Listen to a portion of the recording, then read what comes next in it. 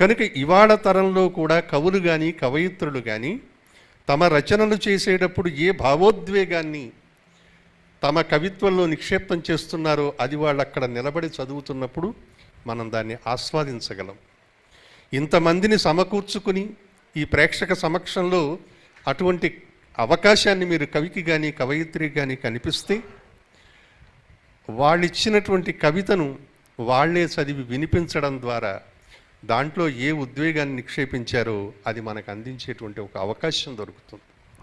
కనుక ఒక అచ్చులోకి తెచ్చే కవితా సంకలనాలు ఎలా జరుగుతున్నాయో సమాంతరంగా ఆ కవుల కవయిత్రుల కవి సమ్మేళనాల నిర్వహణ కూడా ఒక ఉదాత్తమైన స్థితిని కలిగిస్తుంది ఇవాళ సమాజానికి అని వారికి నేను సూచన చేస్తూ, బహుశా ముందు తరంలో కూడా ఇటువంటి కార్యక్రమాలు జరుగుతాయని, ముఖ్యంగా సాయివనంలో సాహిత్యం అని పెట్టుకున్న కారణంగా ఇవాళ భక్తి అనేటువంటి మార్గానికి ఆధునిక యుగంలో కనిపిస్తున్న దేవుడు ఎదురుగుండానే ఉన్నాడు సాయి. వెదురు గొంతులో వేణువు నీవే, వెదురు గొంతులో వేణువు నీవే, మట్టి బొమ్మలో ఊపిరి నీవే, మట్టి బొమ్మలో ఊపిరి నీవే, ఊదేవెందుకని ఊదేవెందుకని ఊపిరి నిలిపేవెందుకని,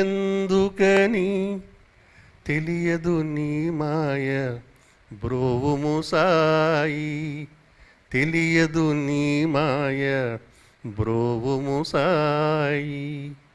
అలా ఒక వెదురు గొంతులో గాలిని నింపడం వల్ల మధుర రాగాన్ని సృష్టించాలన్నా ఆయన ఉండాలి.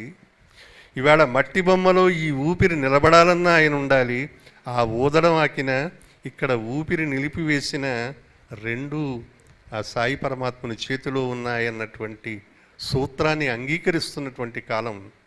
ఆ పని ఎందుకు చేస్తాడో ఈ పని ఎందుకు చేస్తాడో పరమార్థం మనకి తెలియదు. అటువంటి సంక్లిష్టమైన స్థితిలో ఉన్నటువంటి మనిషి భగవదారాధనలో సాహిత్య సేవ చేస్తూ మున్ముందుకు సాగాలని, అమ్మ తలపెట్టినటువంటి ఈ సాహితీ సవనం జయప్రదంగా ముందుకు సాగాలని ఆకాంక్షిస్తూ స్వస్తి.